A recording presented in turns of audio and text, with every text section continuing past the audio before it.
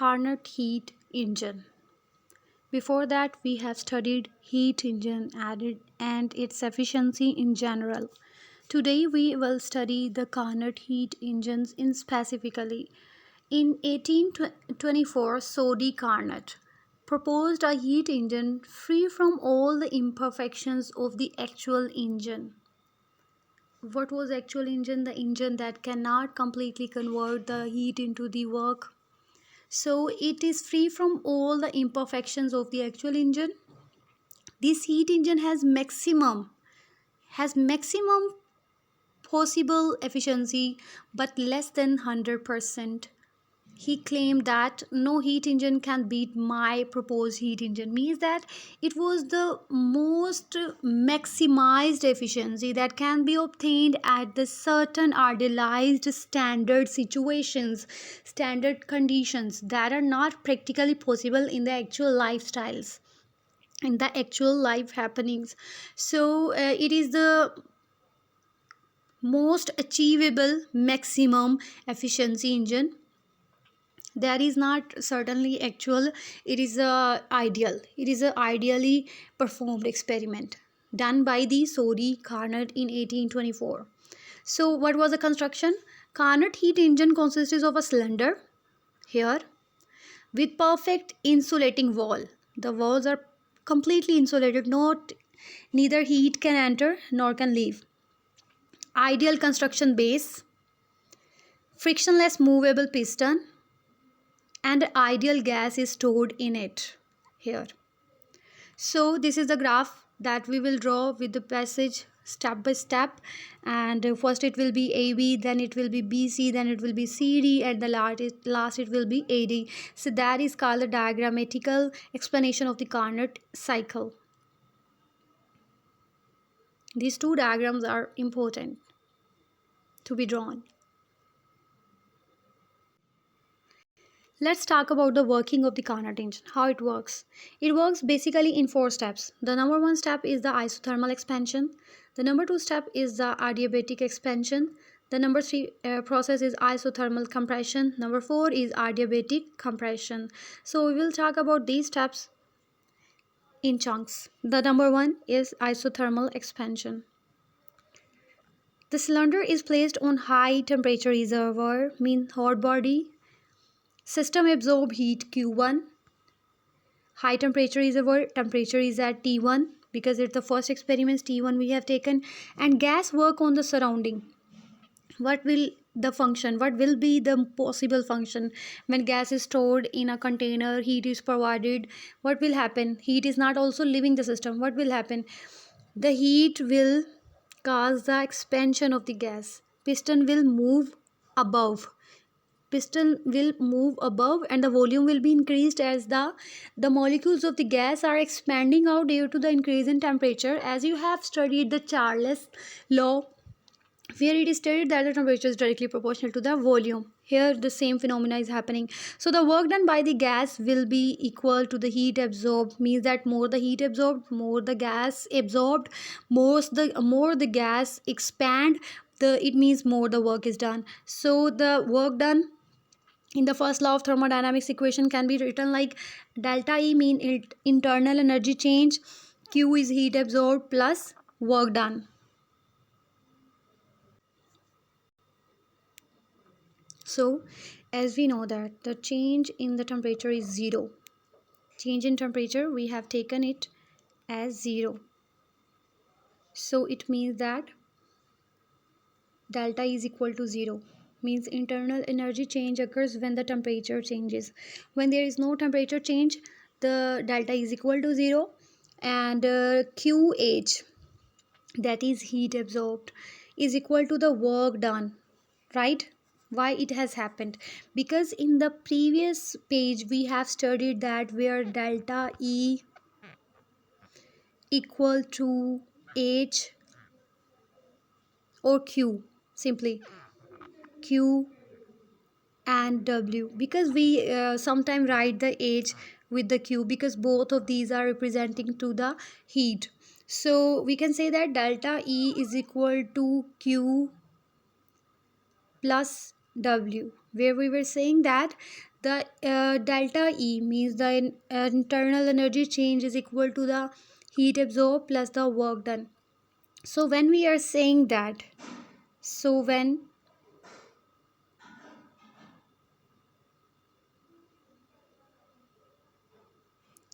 we are saying that,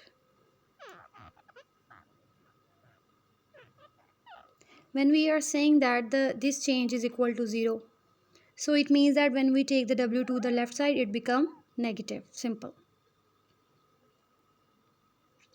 Okay, when we take the equation in this form, this work done in isothermal reversible expansion, this has happened. This is the isothermal expansion process that is represented by the AB.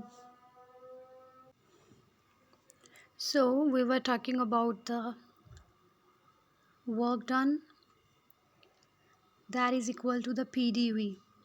Why it is equal to the PDV? Because the work done here is in the form of the change in the volume by the change in pressure, because when the heat is absorbed, pressure is being decreased, means piston is moving up, and the volume is taking more place, means volume is increasing, volume is changing. So the volume is taken as the variable that is shown here, VA and VB, because here we, if we draw the graph between the P pressure and V volume, so this is the adiabatic expansion and isothermal expansion graph. So if we draw the graph to understand the Carnot cycle process, the first process, that is A and B, these processes are showing the isothermal, that processes are showing isothermal expansions. These are showing the isothermal expansions, where the expansion is occurring means that the gas is expanding at the situation that is isothermal, means that the heat is absorbed and it is being absorbed, it's not leaving the system. So what will happen in that case when the W is equal to this PDV, and if we put this W value in the first equation, that is about Q1, so by putting this value in the same equation, the equation appear in this form. So since working substance is an ideal gas, because we are talking about the ideal gas system, so we will use the ideal gas equation, that is about PV is equal to nRT. If we want to take out the value of pressure, so we will keep the pressure on the left side, all other factor go to the right side, and the equation appear in this form. And when we put this pressure value in the main equation, in this main equation, so the equation appear in this form. P is replaced by the this value, so the same equation become in this form. Why we are using here T1? Because the temperature reservoir, high body temperature reservoir is T1, and the heat absorbed is also Q1. Okay, Q1 is equal to nRT is taken out, and 1 over V dV. You know that when dV over V, and it is also means that when the differential is taken of the factor and it is in numerator and denominator, and integration is also applied, so it becomes the natural log V, and this limiting volume is as a limiting factor, or its limit is applied, that is VA and VB, so it become in this way. So the equation Q1 is equal to nRT1 natural log. When you apply the limit, so it become VB over VA.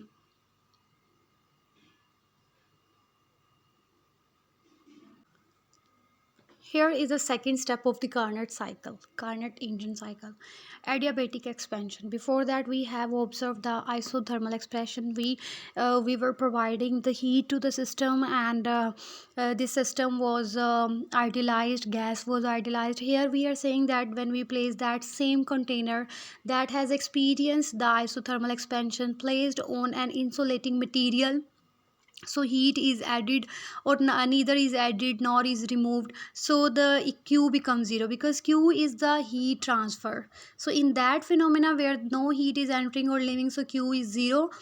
So the expression is given in this way, like PV is equal to constant, mean pressure and volume is being constant, so this PV into V, gamma minus 1 constant, is equal to, you know that the ideal gas equation is PV is equal to nRT.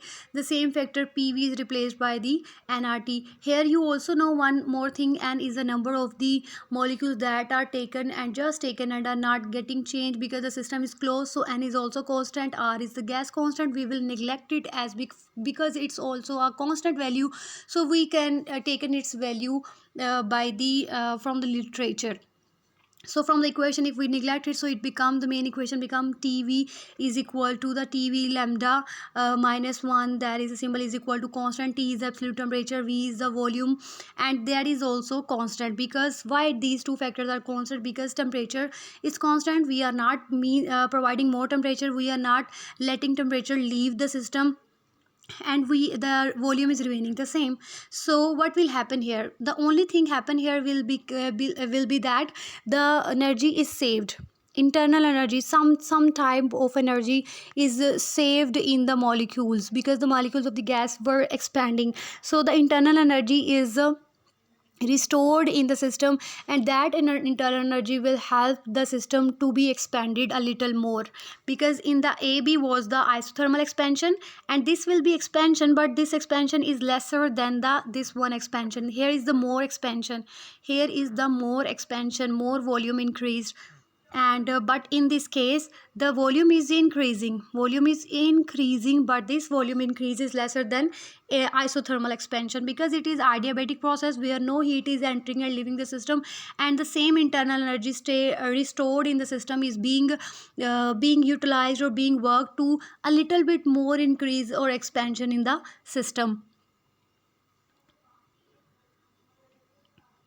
So this therefore for the process BC, because the second process was first was called AB in the graph, the second one is called BC. So here the graph BC, we will use the symbol BC for this equation derivation for the determination of the whole mathematical expression. So T VB T1, because the temperature is still same, we are not changing this temperature is T1.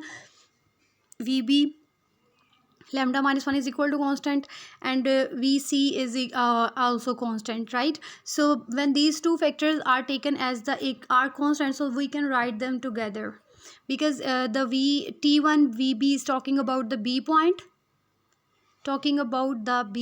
and it is talking about the C point.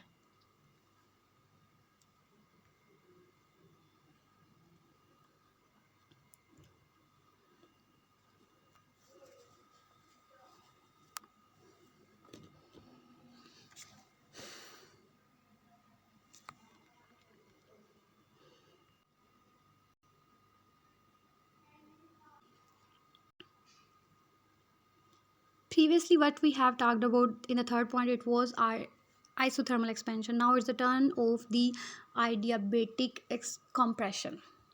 Adiabatic compression involves the fourth process that is represented by DA, and it is the compression process, means that the gas volume will be decreased. So adiabatic means we will not let the heat leave.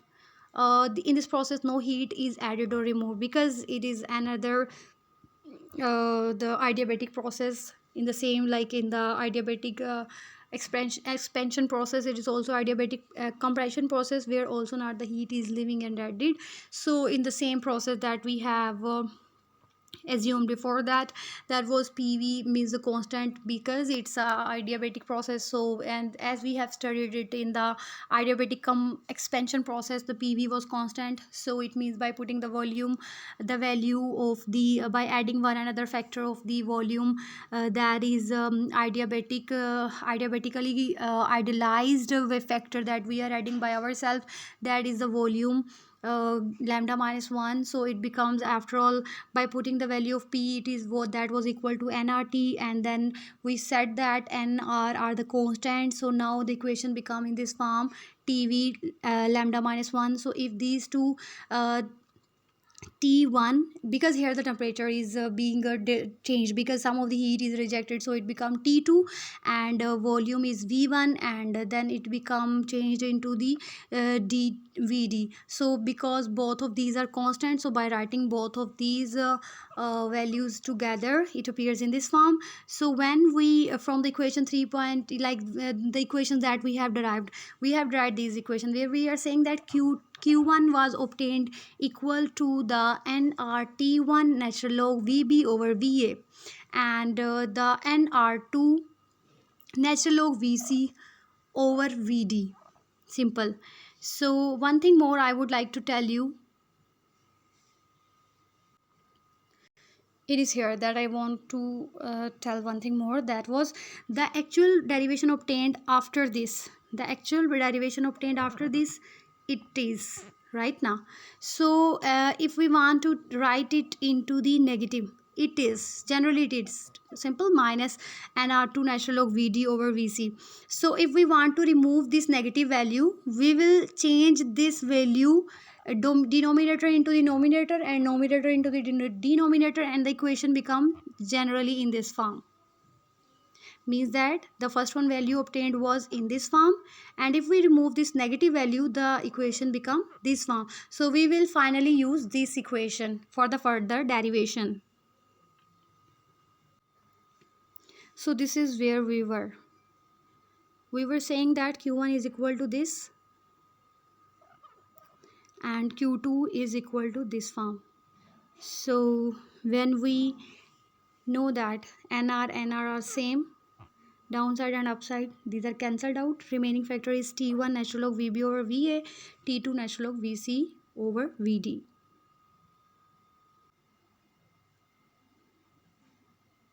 Okay, now when we compare the adiabatic phenomena, adiabatic expansion, adiabatic compression. So when this equation is obtained, so when we know that the temperature T2, T1, these two are same, we can take it outside T1 over T2 on the left side, and on the right side it's also T1 over T2. So these are cancelled out, or these are negligible. So the equation appear in this form, and as the power values are also same, these are also then negligible or ignorable. So the equation generally mainly appear in this form. By putting the, so we have get to know that VB is over VA is equal to VC over VD. In the previous equation, what we have obtained? In the previous equation, we have obtained that it was showing that Q1 is equal to T1 natural log V over V, and this V is VB, and this V is equal to VA. So as we have got to know VB is equal to VC over D, so we can replace this value with the VCD. Simply this has happened here. So the now new equation become in this form. These two are cancelled out being same, so the total value remained, or the equation finalized is this. And as Q1 over Q2 is equal to T1 over T2, so means that Q2 over Q1 is equal to T2 over T1.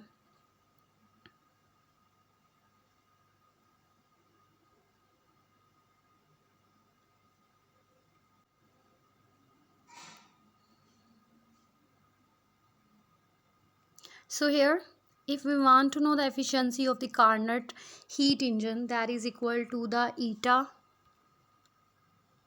Eta is representing to the efficiency, that is equal to the 1 minus Q2 over Q1.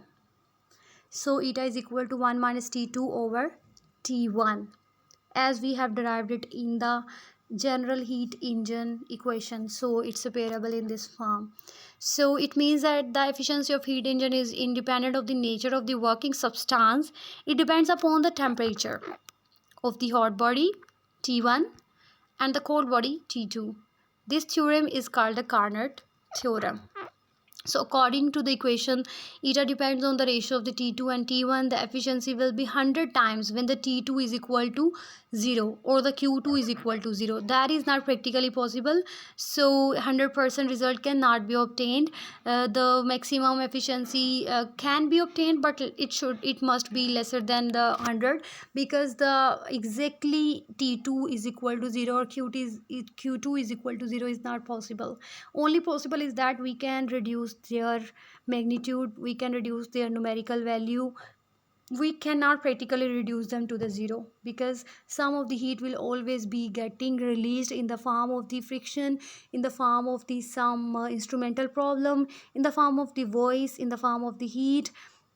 These all factors will cause the reduction in the amount of the energy taken in, and the result would mean the output is obtained, but somehow the energy, but the it means that the energy absorbed will never be equal to the work obtained, because some of the energy will be released, so the energy absorbed will be more than the work done, because as much the efficiency of our engine can be, but it cannot be 100%, because some of the energy will always be released.